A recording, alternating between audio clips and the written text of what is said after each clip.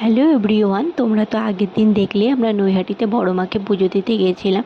তারপর নৈহাটিতে বড় মাকে পুজো দিয়ে আসার পর ট্রেন ধরে আমরা কাঁচরাপাড়ায় চলে এসেছি। কাঁচরাপাড়ায় এসে প্রথমে আমরা গেছিলাম বিশাল মেগা মার্টে। আমাদের কিছু শপিং করার ছিল।